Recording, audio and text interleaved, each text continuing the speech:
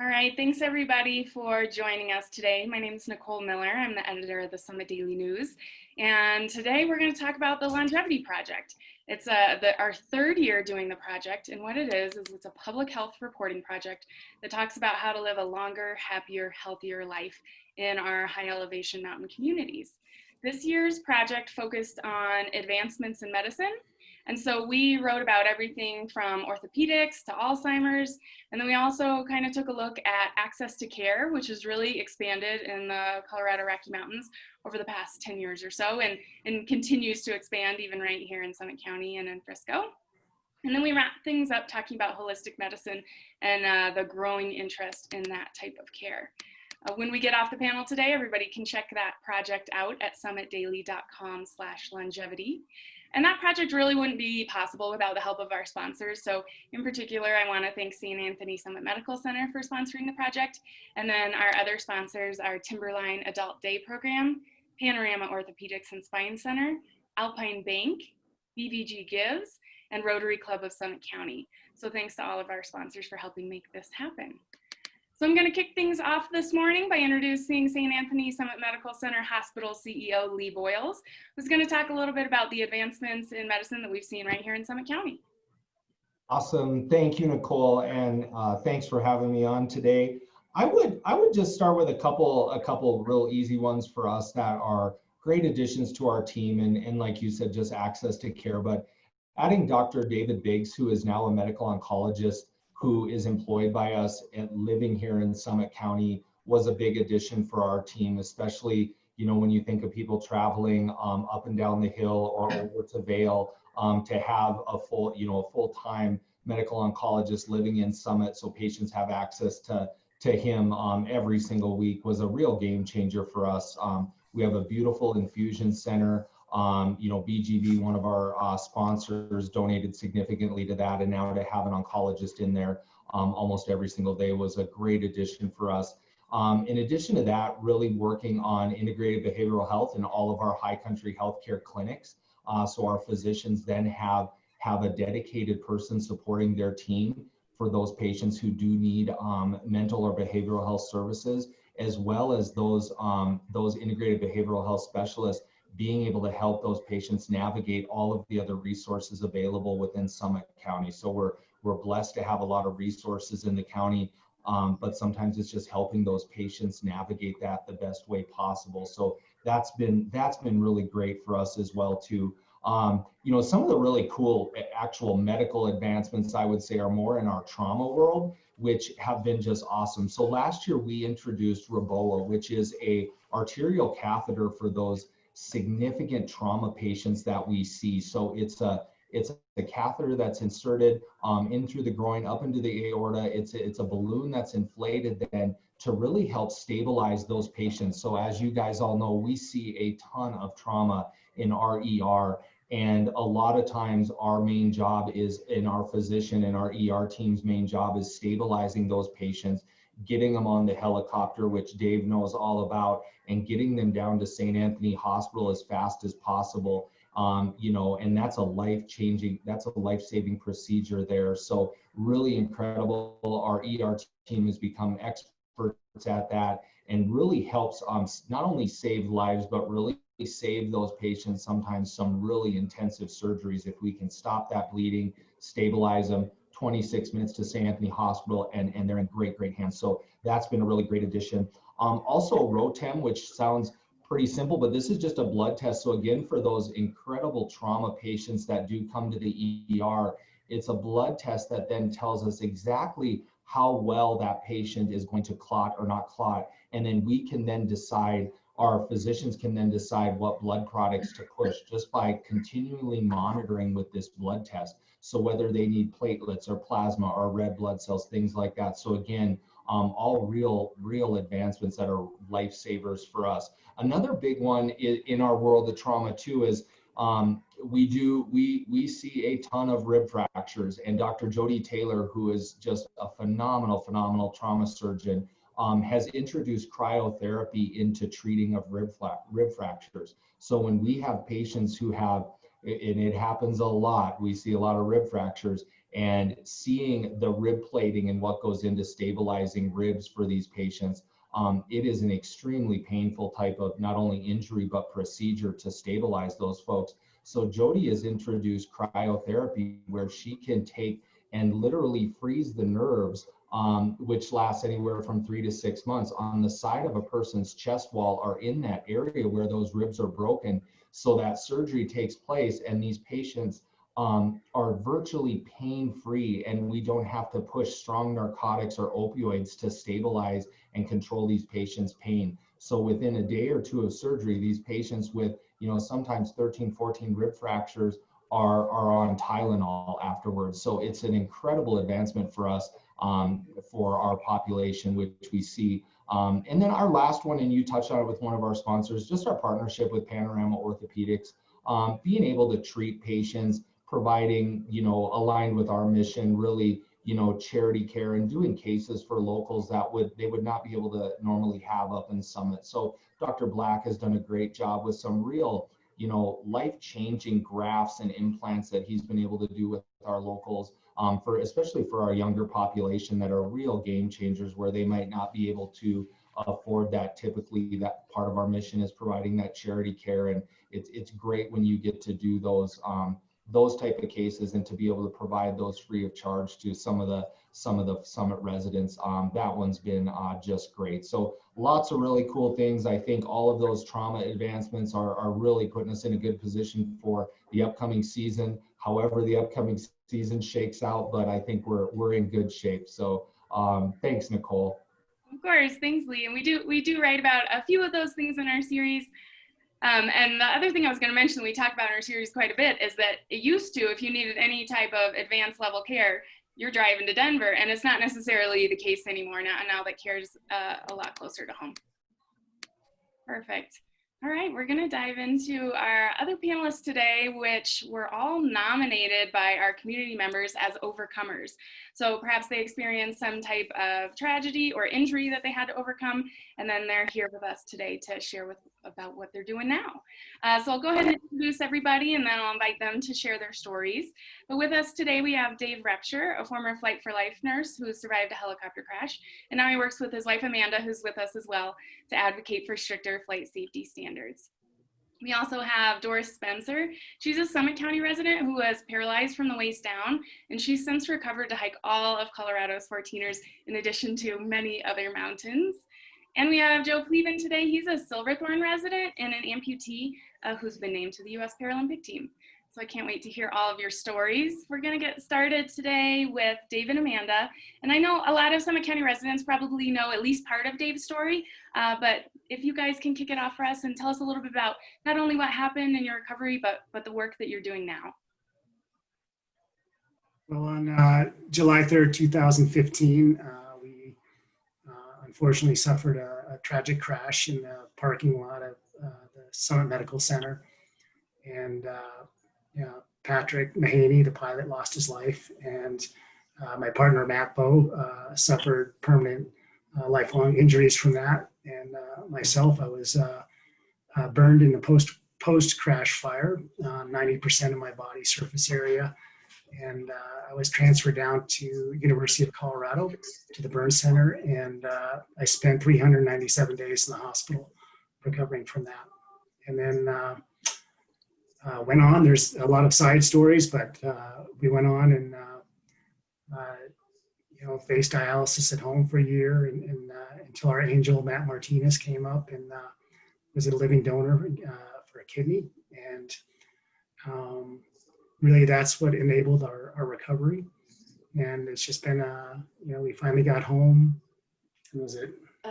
September of 2018. So we, almost 3 years later, we finally were able to move back home, and that was our goal, and just get back into this wonderful community. And we've enjoyed it being back here, and we just try to reach out and help where we can.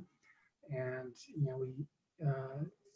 whether it's local philanthropy, and like everyone, it's a little more challenging these days to get out with the COVID, but we try to do our part, and we still focus a lot on advocating for stronger occupant protections in the helicopter industry. Believe it or not. This is actually a Helicopter Association hat. Yeah. It says "Land and Live." It's one of their slogans. But yeah, believe it or not, 85% of the fleet still doesn't have a crash-resistant fuel system, and so we're working with the widow of Patrick, Karen Mahaney, to continue to pursue some legislative actions, and she's already pushed through a very big piece of legislation that was enacted this last spring that requires all newly manufactured helicopters now to come off the line with a crash-resistant fuel system. So I guess in a short summary, that's about it. And, that's we're also actively supporting burn survivor support and also organ donation awareness. And again, thanks to Matt Martinez, our angel, for coming forward. Just to round out Dave's story, for people to understand, he had a negative chance of calculated survival when he got to University Hospital. There's a formula they use in the burn center, and his came up very negative. So for him to have survived is just amazing, defies all medical statistics. And yeah, we want to thank Karen for all of the hard work that she started doing right away, and we're partnered with her now. As we like to say, it's a D-Rep goes to DC. But before COVID hit, we had a couple trips planned, so that's our mission now. We were fortunate to make a pretty good recovery out of this, and it was certainly not by ourselves. And I think that's something we really want to express today, is that we had the community had our back, and whether they knew us or not, and the support and love that we got from this community was what's really what pulled us through. And it's amazing to see what that really means to an individual or their family. And it's a special place. I grew up here, and I'm still here, and it's I don't see that changing anytime soon. And I think that's one reason I think everyone lives here and thrives here. I think really to the point too. So. And just a couple more points. I think we like to say that Dave hiked himself back to health. So that was the one thing that he was able to do, thankfully. So we do spend quite a bit of time outdoors. That's our way to stay healthy, doing that. And again, I want to reiterate what he said, that we didn't get through this alone. I like to tell people that I wish everybody could experience what it feels like to receive as much love as we've received from our family, our friends, the community, and even complete strangers. So just thank you to everybody out there that has supported us along the way. So that makes me think of the new documentary that's out that was, I believe, just released at the Breck Film Festival, and it pretty much focuses on the support from the community that you got. Is that correct? Yes, all the support, starting from the medical team to, like we said, everybody, our family, our friends, our community. It was truly, it is, because it still happens, it's truly humbling to be on the receiving end of all that. That film, correct me if I'm wrong, but it's called D-Rep Flight for Life, and it should still be available for viewing at Breck Film Fest. I'm gonna check it out this weekend. I would encourage everybody to do that. Perfect. Thanks so much for being here, guys, and sharing your story. Doris, we'll move on to you. So your story started when you were a kid, right? And you suffered an injury. Can you tell us a little bit about what happened and what's going on now? Yeah, when I was 7, I was ice skating and I fell. And when I got home, I told my mother that my back hurt. And my mother was a wonderful woman, but she told me, my back hurts every day of my life, so get used to it. So it was never diagnosed as being a problem. And then years later, when I was working, I went to the bank and I was standing in line at my bank, and my legs went numb and I just collapsed on the floor. And so the bank called an ambulance. They took me to Methodist Hospital in Houston, Texas, and sent up an orthopedic surgeon to diagnose what my problem was. So he ran several tests and he came back and he said, you have severed your spinal cord and you need to be operated on, and you need me, and you also need a neurosurgeon. And he said, and I know which neurosurgeon you need. And so the next day, the two of them, the orthopedic surgeon and the neurosurgeon, operated on me for 13 and a half hours. And it's just a long time. And they said it was successful, but I still couldn't walk. The next day I got up and my legs didn't know what to do. So they put me in a walker and they told me my orthopedic surgeon became my physical therapist. He told me to move the walker 5 inches straight ahead of me and then to talk to my right leg, muscle by muscle, joint by joint, and tell them exactly what to do. So I did that. And then he said, move the walker up another 5 inches and talk to your left leg and do that. And so I did that. Nothing was happening. I was still dragging my legs behind me because they didn't have a clue what to do. And so then after 2 weeks in the hospital, I was able to go home, still in a walker and my legs being pulled around by me. It was just very scary. And my doctor, my orthopedic, my physical therapist told me I had to walk around the block 4 times every day and tell my legs what to do. And I did this for 8 months. Are you hearing me? 8 months. And my legs still were being dragged behind me. And after 8 months, my left foot actually moved 1/2 inch all by itself. And I could not believe it. And so I knew I would be able to walk again. So a couple months later, I was walking with 2 poles, 1 in each hand, but I could walk on a hard, flat surface. Anyway, then I decided that I wanted to move to Colorado because I'd been to Colorado a few years before and had skied, and I really, really loved it. And so moved to Colorado and moved to the base of Quandary Mountain, and there was dirt roads there and nothing paved. And so then I had to learn to walk on a dirt road. And then I would walk past Quandary every day and I would look up and say, oh, I think I'll summit it one of these days. So it took me a couple months of walking up and back down, then up a little bit further. And I finally made it to the summit of Quandary. And I fell down at the summit and just cried my heart out for about 5 or 10 minutes. And then got up and went down. And then a couple weeks later, I met the love of my life, Kent Willoughby, and he had moved here from Louisiana. And he wanted to climb the 14ers and I wanted to climb the 14ers. So we both climbed all of the 14ers. And then when we finished those, we decided to climb the Centennial Mountains, which we did. We climbed all 100 of those. And then we decided to climb the bicentennials, and we did 99 of the 100 there. I chickened out on peak 15. I just couldn't do it. It was just too scary. And then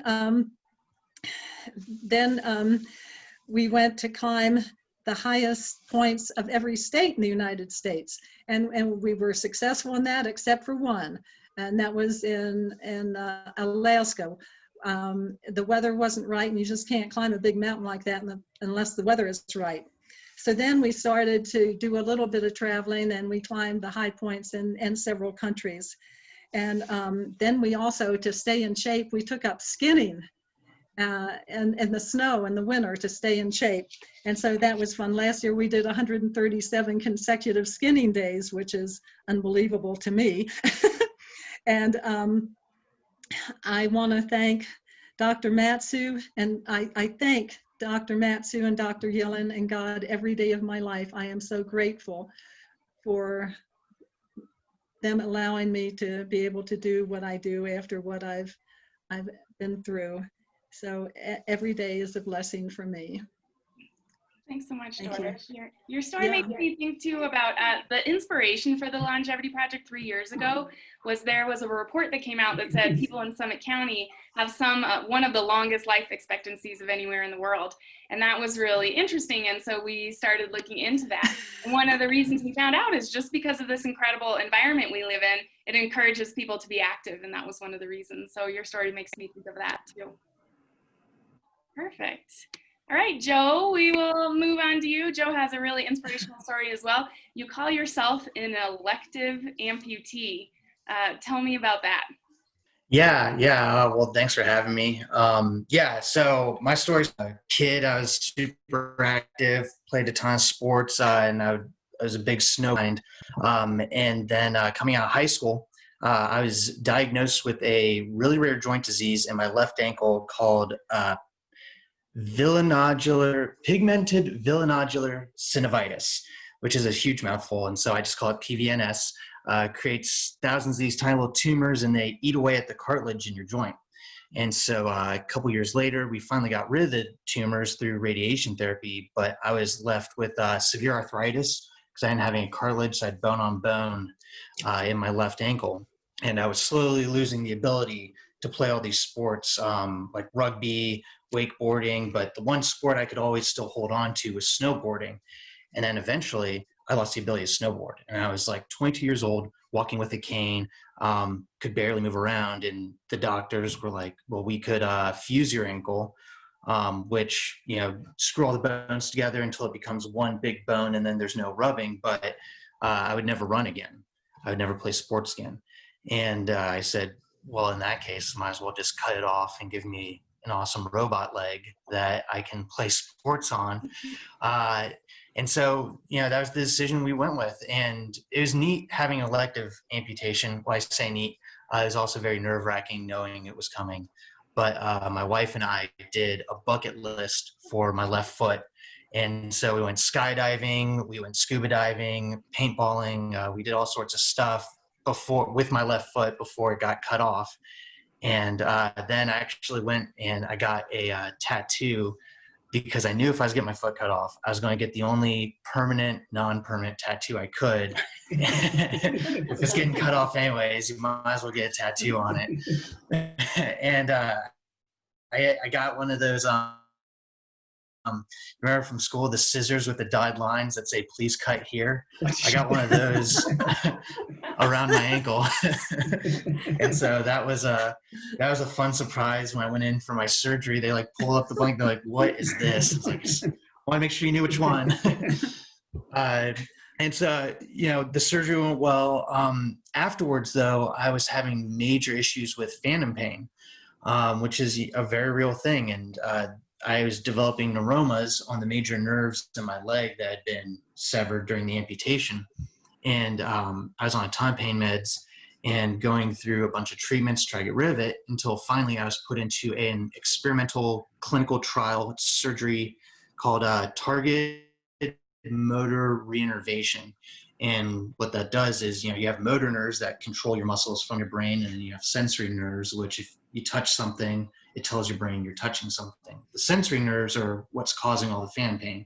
So they take an unused motor nerve that used to control a muscle down in your foot, which isn't there anymore, and they fuse it to a sensory nerve. And it actually cancels out the sensory nerve. And for me, it took away my phantom pain. I still get twinges once in a while, but overall, it was incredibly successful. And now, I think just recently it got published as the first proven cure for phantom pain, which we've been doing amputations since the Civil War. And this is the first, proven published cure for it.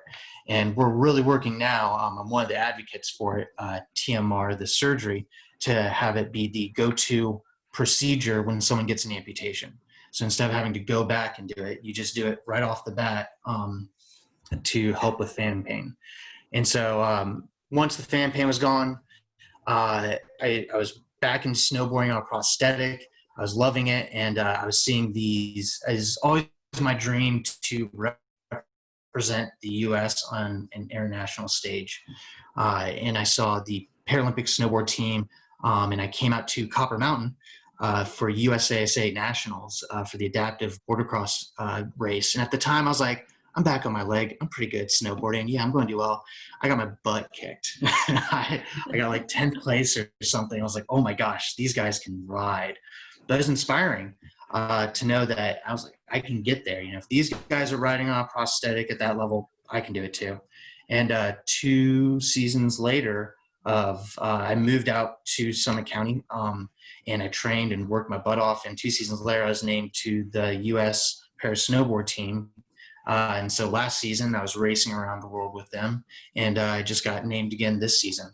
So even with COVID, we're looking forward to getting out and racing, whether it's in the U.S. or overseas or wherever we can find some snow. But yeah. So I'm just living the dream, and I get 50% off on pedicures, which is great. Stub my toes only half the time, but I probably step on my wife's toes 2 times as much. So it's a trade-off. It's an amazing story, Joe, and you have so much humor about it. That was one of the questions I was going to ask everybody is you guys have such inspiring stories of how you survived and persevered, and you all have a really healthy sense of humor, I think, and I assume that's probably part of the healing process. But I would say, what advice do you have for people who are experiencing these types of challenges now? They haven't made it through yet. What advice would you have for them? Don't ever give up. Yeah. I think one of the things that really worked for me was, and I don't know how, but for whatever reason, I just didn't dwell on what occurred, and I just kept looking forward. And I just, I had goals, whether they were realistic or not. But I just, it just gave me something to look forward instead of looking back. And it's not always easy to do, but for me, that's, I think, what really got me through. And then, if you can be active, I don't know how to, for me, get outside and be active. And that was, I think that's the key to a lot of stuff too. So. And have a dog. That's a great tip. Have a best friend. Yeah. He heard that, so he was chiming in. Perfect. Joe, did you have any words of wisdom? As far as humor goes, it's so important because it's going to suck. It's going to be serious to have to overcome something. So to introduce humor helps to take away the seriousness of it, even just for a short time. If other people are laughing with you as you're going through these things, it just helps you kind of get away from that serious foreboding, injury or whatever you're going through. So I always say, just try to be humorous when you can. It's not going to be easy, but it helps. Yeah, I think laughter can be a powerful healing tool. I want to thank everybody for being with us here today. I know a couple people mentioned COVID. We're obviously not in normal times. So normally we would host this panel right before we go into our keynote speaker for the night, but that's going to be held at 6 p.m. on Wednesday, September 30th. Our speaker is going to be Sean Swarner. He also has a really inspiring story. He's a 2-time cancer survivor. He only has 1 functioning lung, and he's gone on, much like Doris, to do some amazing athletic achievements. So he's trekked to the North and South Poles, and he's completed the 7 summits. So he's going to share his story with us on Wednesday. That's free to attend, but you do need to register for that. So you can register at summitdaily.com/longevity, and there's a button there where you can click register now. So we'll wrap it up today, but I do want to thank our sponsors. Again, we have St. Anthony Summit Medical Center, Timberline Adult Day Program, Panorama Orthopedics and Spine Center, Alpine Bank, BVG Gives, and Rotary Club of Summit County. We'll hope to see everybody again on Wednesday. Thanks, guys, and bye, everybody.